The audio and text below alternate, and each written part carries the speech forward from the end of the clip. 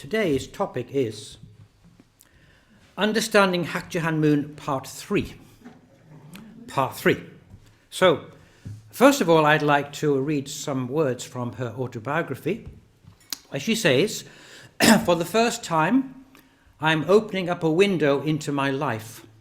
I do so with the hope that the story of my life, lived in accordance with God's love, will inspire in others the same mission, passion, devotion, and dream. So her whole life is not just about her.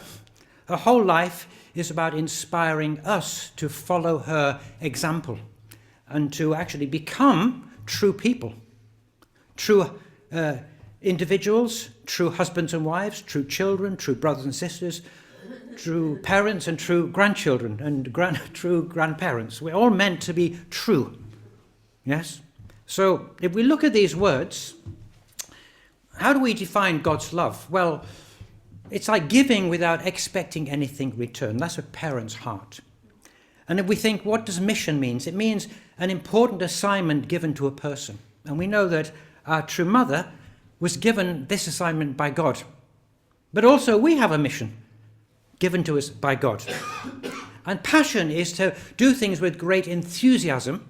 And I would say that our true mother, her whole life of 82 years, she has been very passionate about doing God's will. We should be the same. And the word devotion, complete faith and dedication, we can say that our true mother has completely devoted her life to do God's will. And we should have the same heart also. And finally, dream. Something you wish and hope to achieve someday. So what is the dream? The dream is a world of peace, the kingdom of heaven on earth, where all people live as one family under God. And this is true mother's dream, and this should be also our dream. We want to live in a world of peace. So, this is the third time I've talked about her life, because I'm trying to understand her myself. And so I began, part one was about her childhood experiences. And as a child, she was raised by her mother and grandmother, who were very devout Christians. And it was the time in Korea where there was this, many new Christian churches believed that the Messiah would come and be born in Korea. So she grew up with her grandmother and mother who were searching for the Messiah. And also, she felt the presence of God all her life. And her grandmother said to her, God is your father. And she really felt this presence of God. Also, during her childhood, she experienced war, the horrors of war. Her teenage years, this was like after the Korean War, she settled down in Seoul. And this is where her mother and grandmother met our true father, the second coming of Christ. And so the Unification Church was started in 1954, and as a teenager, she became part of this church. But her path as a teenager was to meet our Father and to receive the blessing from him. And so this is what the second part was about. The third part, which I will talk about today, is after the blessing, her marriage blessing, in 1960, then she had to go through a 7-year course. A 7-year course. Why? What was the purpose of this? She was only 17 years of age. Father was 40. So this was to qualify to become true mother. When we say true, it means a person who doesn't deviate, a person who keeps their word, a person who has no kind of contradiction within them. And so she had to grow as a person, to grow as a true wife, to grow, to become a mother that would be an example for everybody. And what did she have to do during these 7 years? She had to trust God completely. And to do that, she had to overcome multiple tests. Now, in fairy tales, you hear about these, the hero figure who has to overcome 3 great tests, impossible tests that no one else can do, in order to become the chosen person. So it's the same in real life. For anybody to become a true person, they have to overcome many tasks, many tests, which maybe are impossible, that no one has done before. So we understand that in the story of Adam and Eve were meant to grow to become true people, be true husband and wife and true parents. But they fell. And through the whole history, God was preparing another person, a new Adam, Jesus, to take on that role. So Jesus was a true individual. But he was not a true parent because he was never a true husband, because he never had a wife. So since the time of Jesus, when Jesus couldn't fulfill his mission, God has worked through history to this moment in time, and God has chosen 2 people to restore the positions of Adam and Eve so that they can become true people, true husband and wife, true parents, and to inspire us to live lives that they're the example of. We live at a very special time because we believe that the kingdom of heaven is going to be built in this chaotic world, because underneath it, we understand what our true mother and true father have been doing throughout their lives. So, father, he said to mother, a 17-year-old new wife, he said to her, during the next 7 years, you will experience many things that will be difficult to endure. Don't forget, even for a moment, that the life we live is different from others. Don't do anything, no matter how trivial, without first discussing it with me, and obey everything I tell you. So she had to start from a position where she completely trusted God and trusted her husband. And what did she say? My heart is already set. Please do not worry. No matter how difficult the path may be, I will do whatever it takes to fulfill God's will. This was her attitude. She understood for her to grow and to attain this position, she really had to just trust her father, trust her true father, her husband, and do whatever God wanted her to do. And this is what Father also, he said about these 7 years. 7 years was the period of suffering for Mother. During those 7 years, she was meant to practice absolute obedience and set the condition of indemnity by overcoming all suffering in front of God, to meet all conditions to stand before me as my perfected object partner. In short, it was a time of suffering for her as true mother. You need to know that during those years, she had to shoulder, as a woman, all the hardships the world placed on her. She had to absorb them all, centering on God's will, and in the end, overcome everything and triumph. This sounds like almost impossible, and this sounds so extreme. But in order for any woman to rise up to this position, she would have to overcome every kind of difficulty, but hold on to God. So, obedience to a husband. So how did this work? This is what Father says. For a year after marrying Mother, I treated her in such a way that others would have thought she was my maid and not my wife. I told her, you must not come to my room without permission. You will stay in a small room downstairs and come when I summon you. Can you imagine this? Anybody like to do this? Any wife here prepared to follow the husband like that? It sounds madness. It sounds crazy. But she accepted this. I made her stay in someone else's home for 3 years. I don't even allow her to come to the church twice a day. I gave her permission to come once a day during the evening, but not more than that. On top of that, when she came to the church, she entered through the front gate, but when she left, I made her leave through the back door. Who on earth treats his wife that way? I made her stay out of her own home, and Mother shed many tears during this time. If she said one word wrong, even if she said she liked something purely because she liked it, I made it a point to educate her. If she touched my back even once out of love, I asked her, "Why are you acting in such a way today?" And I taught her. So she would follow me around, treating me delicately, wondering what would come next in her education. And I would teach her some more. She had no freedom, no matter where she went. Her nerves were always on edge, and she was always treading on thin ice, living each day thinking, will I manage all right today? Will I manage all right tomorrow? But this is what she had to go through, so that she completely put herself in God's hand, because no matter what difficulties come in life, there are many stories of people, biblical figures, like Noah, who's told to build an ark on a mountain. People thought he was crazy, but God asked him to do it. Then we had Abraham, who had to cut up these animals. Actually, he didn't succeed, all of them, but God chooses certain people and gives them very difficult tasks in order so they completely trust God and no one else. And then, separation from her mother.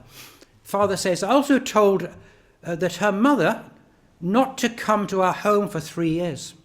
I commanded my old mother-in-law, don't let her see you just because she is your daughter. Because she said, if she had come, her mother, and whispered things into her daughter's ear, her daughter could not have become the true mother. In her thoughts, there had to be nothing else but Adam, her husband. Had to cut off her mother. As a couple, they had little private time. So maybe this is one moment of a private time. And this is what Mother says now about this time, these 7 years. Newlyweds expect to go on a honeymoon and dream of their cozy life together. But it was not so with us. Our thoughts were fixed only upon God and the church. My husband and I were not in a position to focus very much on our personal contentment. The church was always crowded with members, and my husband and I seldom spent time by ourselves. For a decade after the holy wedding in 1960, I was rarely at home, so I was rarely comfortable. I went around the entire country one day visiting a small village near the demarcation line in North Korea, another day journeying to a remote island village, taking part in events and sharing time with members. My heart was not able to relax for even a single day. So she had to live a totally public life. Then she gave birth to many children. And she says in her autobiography, she had 14 children. But she felt this is what God wanted her to do. So her first daughter was born, called Yejin, was born in January 1961. And she says, beginning with our first daughter, Yejin, I gave birth to children one after another. The church headquarters that served also as our home was a small and poorly insulated Japanese-style house, and I suffered postpartum ailments as a result of delivering babies there. And her first 4 babies were born in this poorly heated home. So this is Hyojinim, her son, born December 1962. Then she had a daughter called Heejin, and she only lived for 8 days. And then she gave birth to another daughter, Injin, in August 1965, Hunjin in December 1966, and Unjin in December 1967.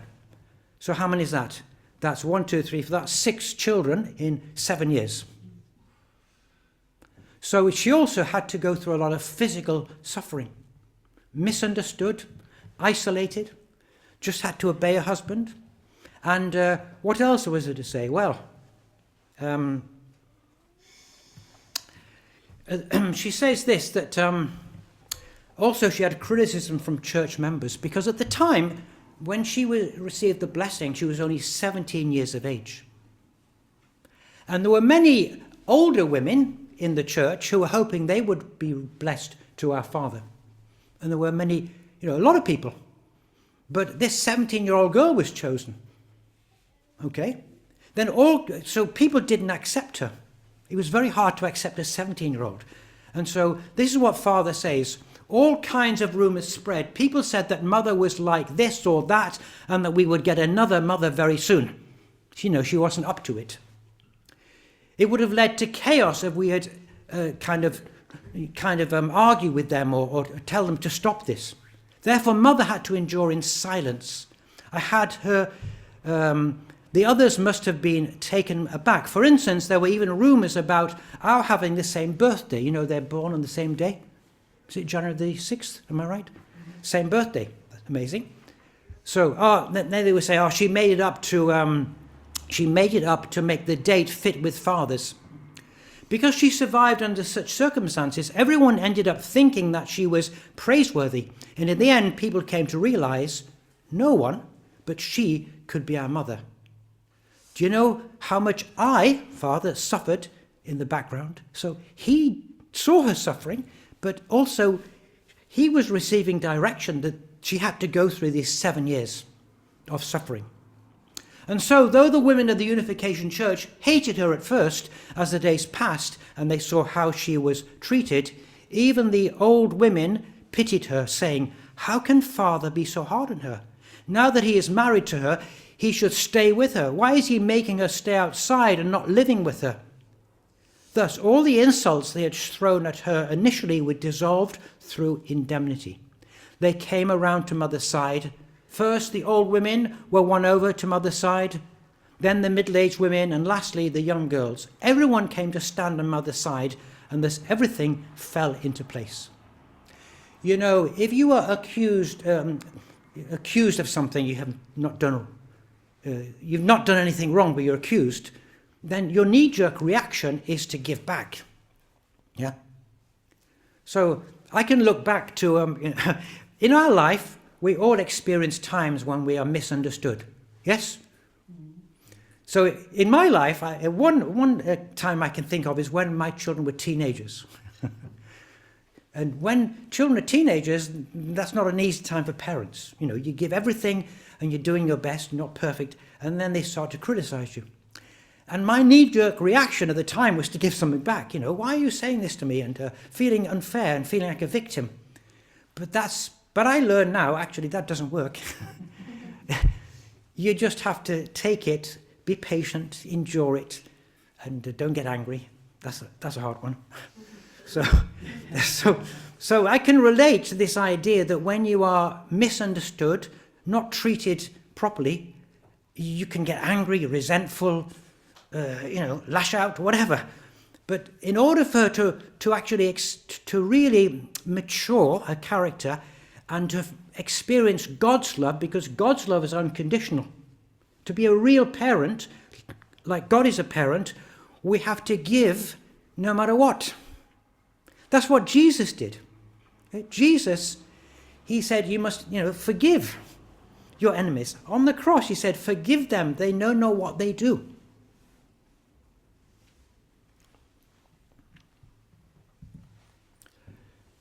So this is what Father says. She fought for 7 years in the pursuit of the standard of perfection. The 7-year period was filled with all kinds of accusations, slanders, false rumors, and misunderstandings that swirled around her, attacking her position in her family. All that she endured during that time caused her heart to bleed. Yet, in fact, all of it was necessary. The issue was whether she could overcome everything and be victorious. She kept silent and endured with faith and persevered. And now, years later, this is what she says in her autobiography. I have passed through the bottom of hell and experienced every kind of bitterness in life. God wanted me to train myself. What I needed was untiring faith, strong will, and perseverance. Going through spiritual struggle is, in fact, a most precious blessing. Though it can feel through it, you can feel the grace of God. Only when you pass those tests can you be born anew as a true human being. So that was a long time ago. That was a 7-year course she had to go to raise up to become a true person. We use the word perfect. Perfect is not, they don't make mistakes. But aligned with God's heart, the capacity to love anyone.